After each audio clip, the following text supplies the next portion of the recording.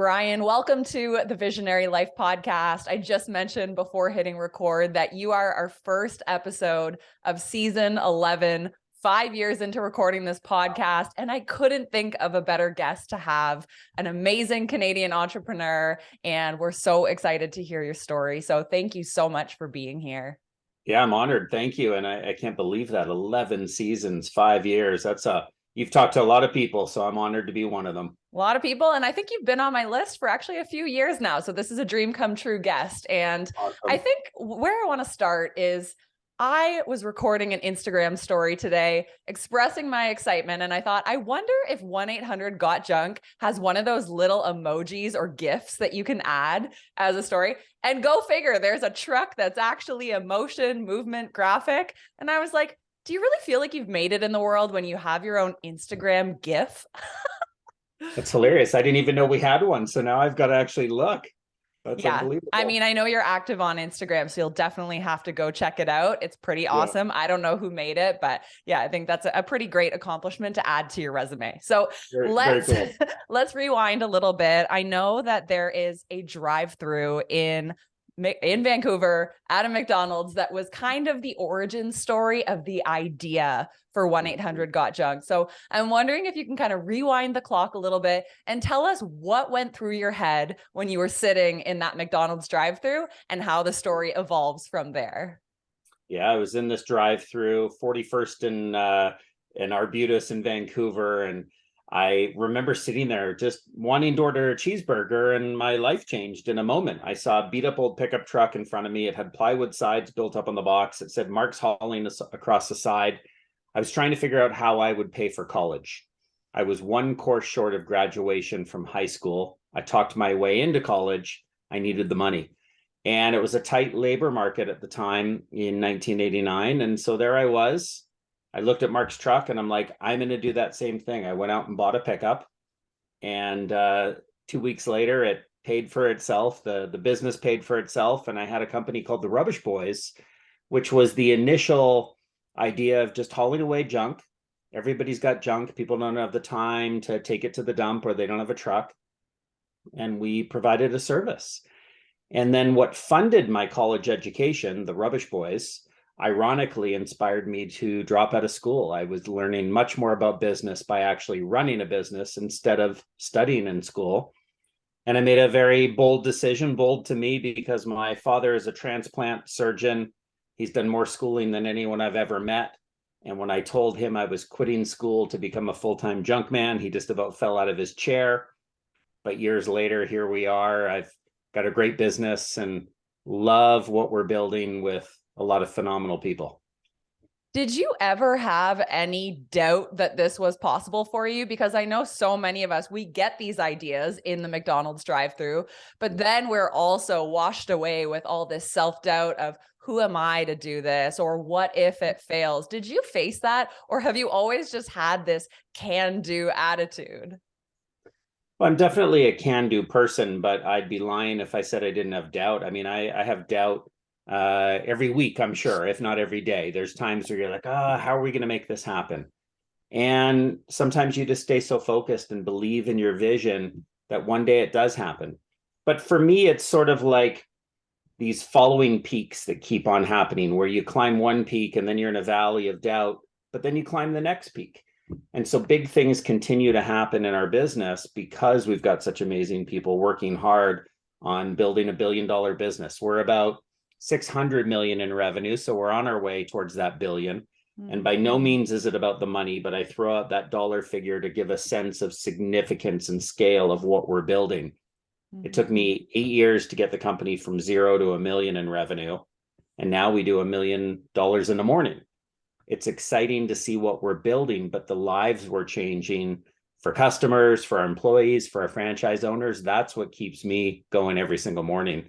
But doubt's an important thing. I think doubt is about embracing a situation and going, okay, why don't I believe? And what will change my thinking?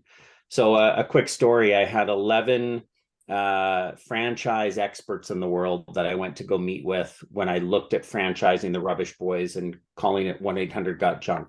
And I went to meet all these people, from a senior VP at McDonald's to a franchised consultant, and they all told me that my business wasn't franchisable. So there is doubt right away when you have experts tell you it can't be done. But the question I asked them, and I made lots of notes on, was, why can't it be franchisable? What's in its way? What would make it franchisable? And they gave me the answers that I needed to retool my model. And at a later date, I went back to a couple of these experts and said, what do you think now? And they were like, wow, I think you're onto something. And I made the business work. And here we are today in a very successful franchise organization, not just with 1-800-GOT-JUNK, but we also own Shack Shine, which is windows, power washing, gutter cleaning. And then we've got Wow One Day Painting, where we paint people's homes in a day. So not only were we told we couldn't franchise, we were told we couldn't be in the painting business, it would never work, but we've made it work. So I think doubt can be a fuel that, if you allow it to create concern in you and get you to ask creative questions, once you figure out how to solve those questions, it's powerful.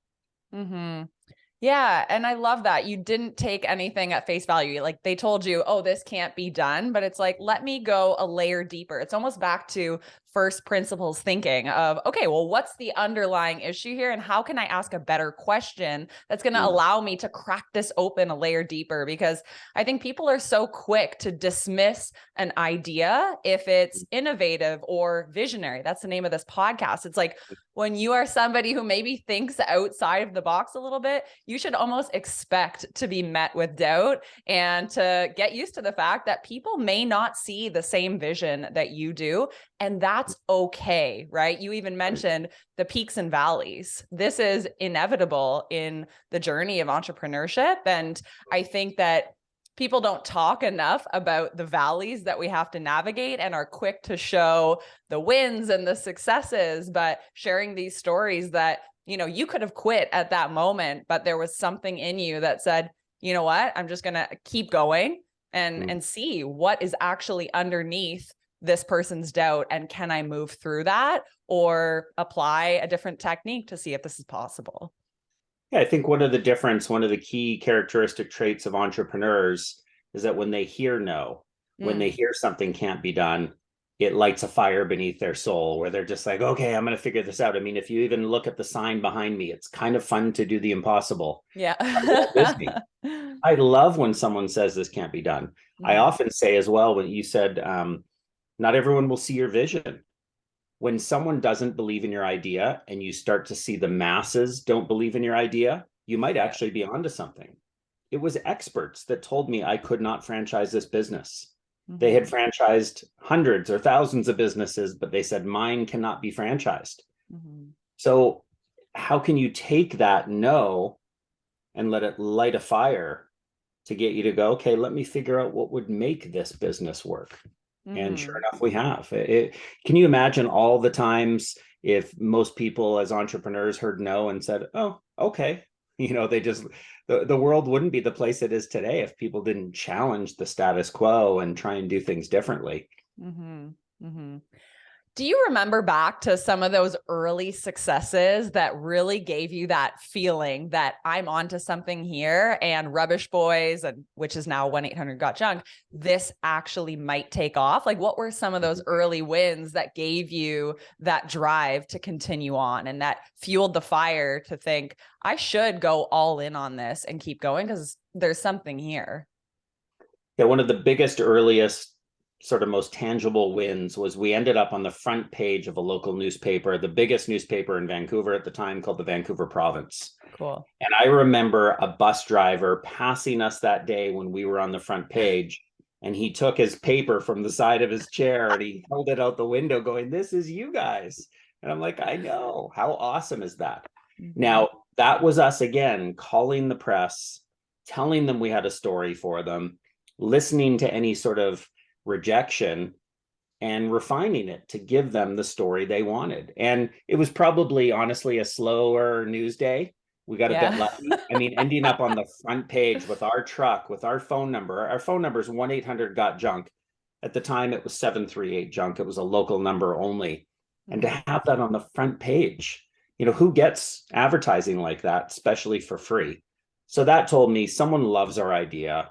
They love that this is a student run business as a way to fund college and learning the entrepreneurial life by getting out there on the streets. There was a story there. And we were right that we were onto something, because we ended up parlaying that same story into press, from the Oprah Winfrey Show to the Ellen DeGeneres. I mean, New York Times, Wall Street Journal. We took a simple story and started telling it to the world. And it allowed us to grow from Vancouver to Toronto, through the United States, Australia. It's the momentum continues to build, which is what I love. Yeah. And we're going to get to a couple questions around how the heck you got your name shared by Oprah, Dr. Phil on The Simpsons, etc. But first, I kind of want to stay in that early chapter of getting the business off the ground. You didn't have any experience starting and scaling businesses. So I'm curious, were you just learning one day at a time? Did you enlist a team of mentors? Were you nose deep in personal development books, marketing books? How did you figure it all out in those first 1 to 2 years? Because a lot of people, they're probably wondering, like, okay, well, you were a high school dropout, so you didn't really know what to do. So how did you figure it out? Mm-hmm.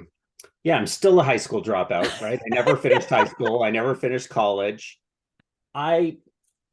To say, Kelsey, that I figured it out would never be fair. I still haven't figured it out. I mean, the world changes, right? We get hit with COVID, we get hit with unemployment and inflation. We've never got it figured out. And again, that keeps it fresh.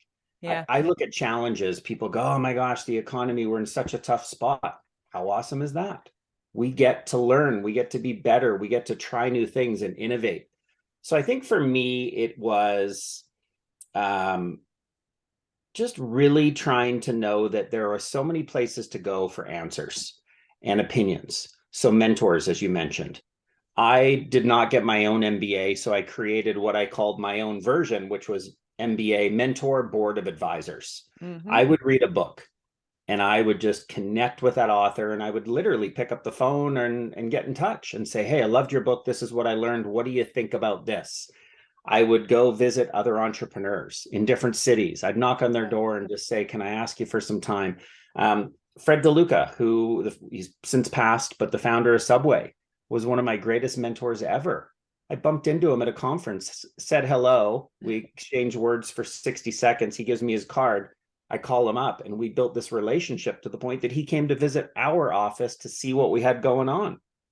So why not learn from others? I am a big believer, and I start to see this more and more as I get older, that some of the most experienced people in the world, the more experienced you are, you think further in a box and you're just restricted.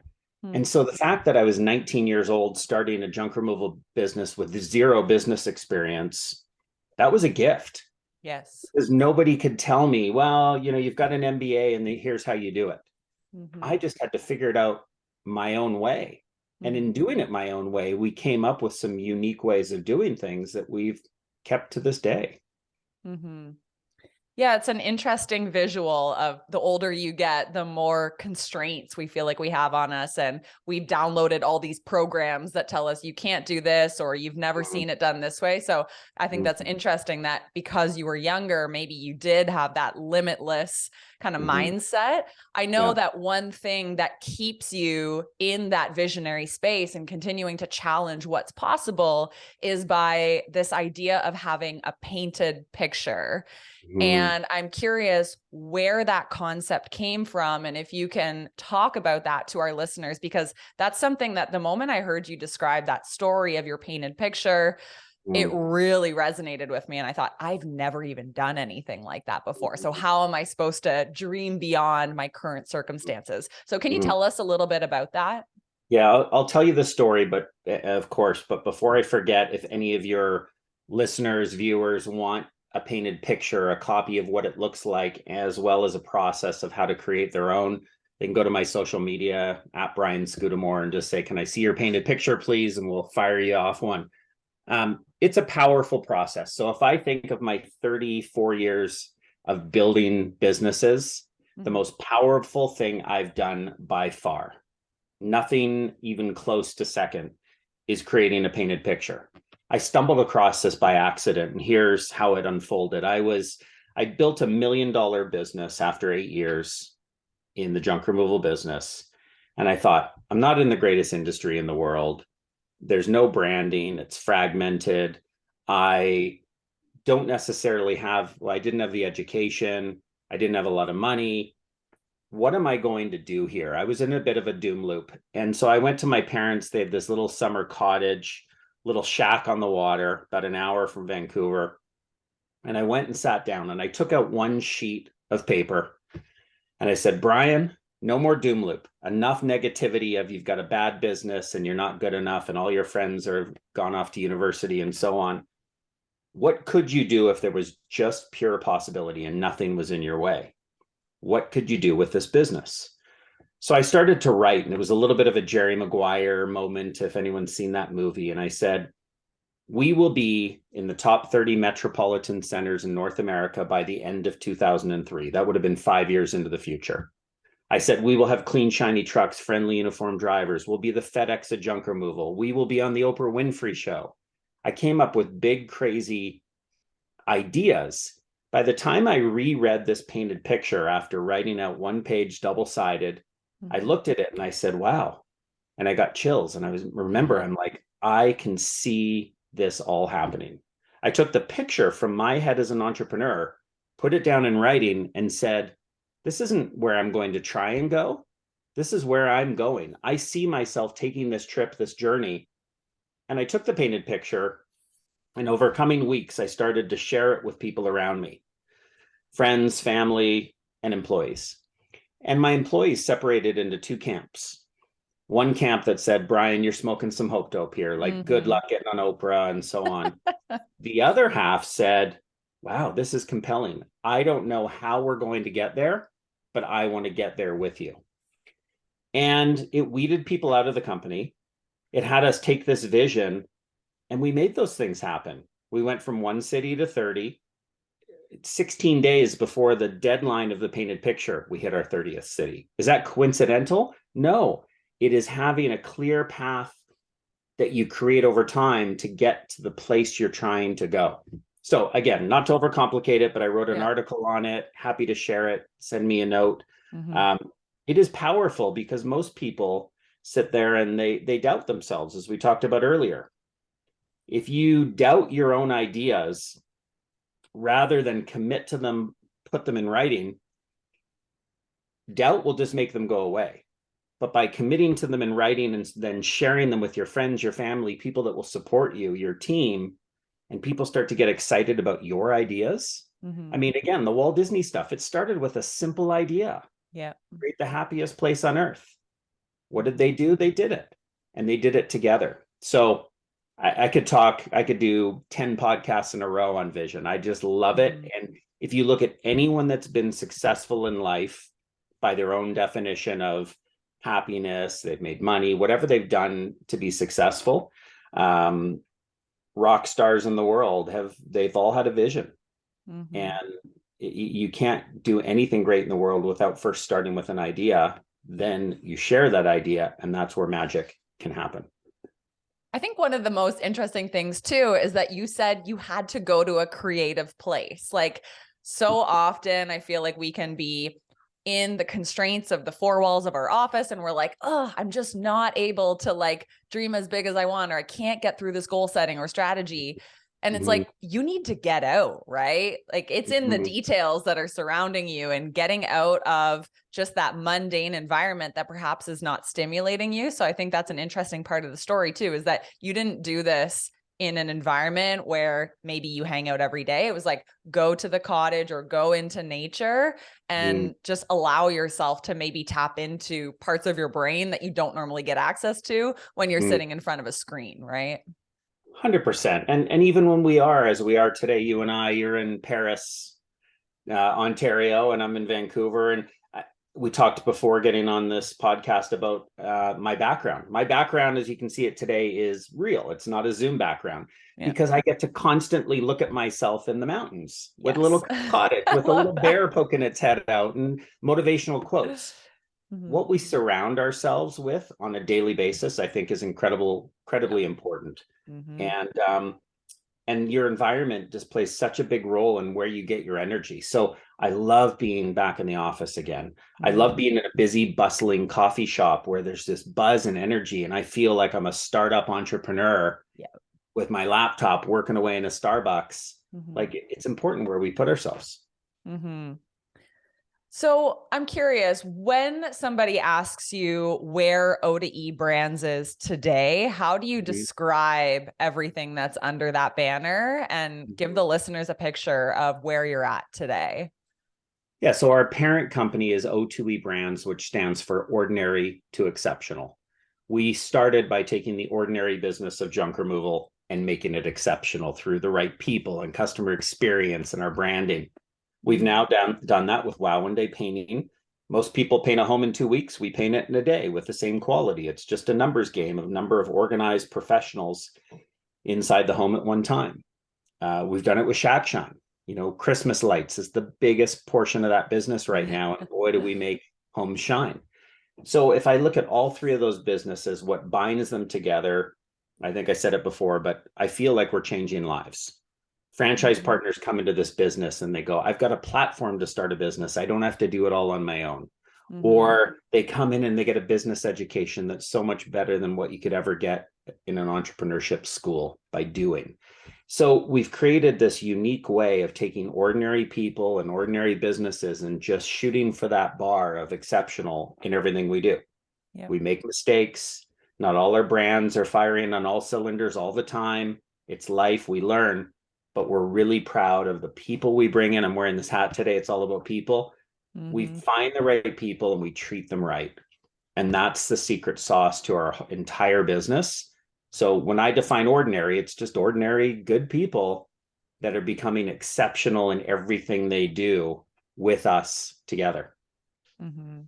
You have a great chapter in your book too, where you talk about the fact that business is all about people, your team, your customers, the way that you guys have such a customer focused approach. Like, let's make the people feel amazing. It's so interesting how so many service businesses that goes overlooked, right? Like, there's no interaction, there's no going above and beyond and creating a memorable experience. And it sounds like that's one of the things that you said right from the beginning. We're going to do this differently. We're going to change lives and have meaningful interactions with our customers rather than just delivering a mediocre service or product.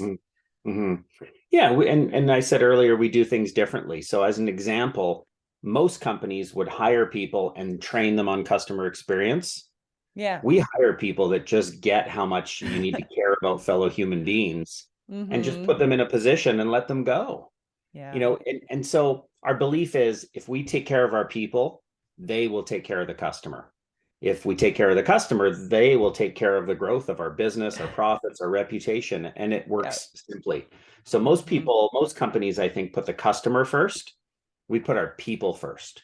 We just launched a program actually yesterday where we are taking what most companies would do is statutory holidays are you get Christmas off. Well, you get Easter off. Well, what about people that celebrate different holidays, whether it's Diwali or the Lunar New Year? You take what holidays are important to you and you take them as your stat holidays.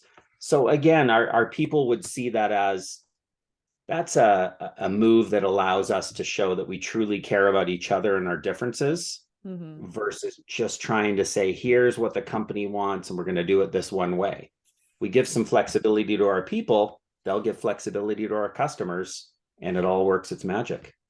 It's so cool because it's like a baked in referral and word of mouth strategy that when your people are happy, your customers are happy. When your customers are happy, they're so delighted to talk to their neighbor and say, you'll never believe what an amazing experience I had. And sometimes that can be such a key pillar of your marketing strategy and the growth strategy, as you mentioned. So I think it's something that you guys do exceptionally well. And it's something to consider to any of the listeners who have a business. It's like, do you prioritize your people? The power of referrals and everything. It's so, even Yeah. if you look at how you and I met, Brandon Fong, he's got a podcast. I was on Yep. it and he reached out. He goes, "Oh, I know Kelsey wants you on on her podcast. You'd be Yep. great. You guys got to connect." And so referrals, if we take care of each other and people in this world, honestly, it is like magic. It just becomes easy. Mm-hmm. So I know you're often thinking about the future of where you guys are going. So I'm very curious if you were to magically go 20 years into the future and see that O2E Brands is 100 times the size that it is today. Right.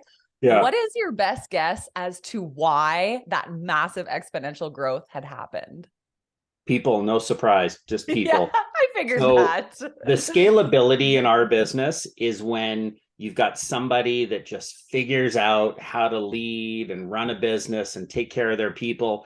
When you can then have them show others how to do that and put them in another business. So part of the reason why we've got Wow One Day and it's so successful is we were able to take people from 1-800-GOT-JUNK who said, listen, I want to be a part of this next brand. I want to take everything I've learned in 1-800-GOT-JUNK and do that for Wow One Day Painting. Yeah. We've got, someone that worked in the call center in 1-800-GOT-JUNK who jumped ship and went over to Wow One Day Painting and now owns a franchise. So to me, the scalability, what would get us to 100 times the size is having so many more great people continue to spread the love of all their learning and everything they've figured out into other brands. Amazing. And as entrepreneurs, we're always learning, we're always needing to acquire new skills. So one of my final questions to you is there a skill or something that you are currently learning right now in order to continue growing and building this company as you would like to? Yeah, it's a great question. I'm trying to figure out how to better connect with people in our business as the company grows and scales. So we have 700 employees between two head offices. I sadly don't know everybody's names. I try, but I've got to figure out a better system. So the current best thing I'm doing to try and make this work is every new employee that comes into the organization, because we're more virtual today with people working all over different countries, I send them a welcome video, a personalized video from me citing something personal about them and a little one-way conversation. But I get a lot of videos back from people saying how much they appreciated the welcome and they, have some words back. So it's trying to figure out how can we scale the rapport building in a real way. One of my biggest portions of my job is to figure out how to cheerlead the culture, how to champion the connection between great people. And it's harder when it was a 3-person little office as the Rubbish Boys. I mean, we ate together, we drank together, we worked hard together. It's different today. And it's exciting, but you definitely lose that. So I'm trying to learn and figure that out. If anyone has figured that out and has any ideas, I'd love to hear from them.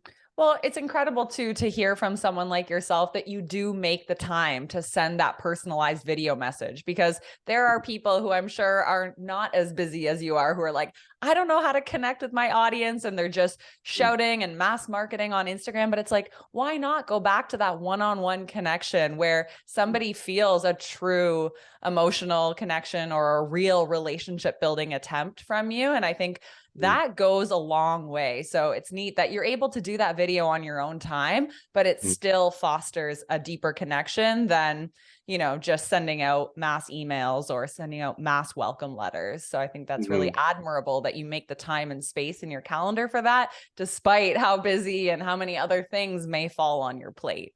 Couldn't afford not to. I love doing it, but it's important. Absolutely. So before I let you go, you do have an amazing book, BYOB, that I would encourage everyone to go out and read. It's so practical and just has so many great stories from your entrepreneurial journey. So thank you for writing that. It's an incredible resource. But what else is going on? Where should people connect with you, find you, and stay up to date with what's going on with O2E Brands? Yeah, just put my name into Google and you'll find social media and different articles and so on. My first book, WTF, which stands for Willing to Fail. I recommend people start there. It's a short, easy read, but it really is, it's embracing failure. You talked about doubt, Kelsey, and I love doubt. I love the word no. I love making mistakes. And it's been a mind shift for me that has helped us be super successful. So I'd love to know that people get out there and make mistakes and fail hard and learn from that to get to a better place. So yeah, Google, put me in there. You'll find me and find what you're looking for. And just love sharing my passion on business and people with others. So thank you for having me. Awesome. Thanks so much, Brian. We wish you all the best in the future and hopefully see you out in the Whistler Mountains one day. There you go. Awesome. Thanks, Kelsey.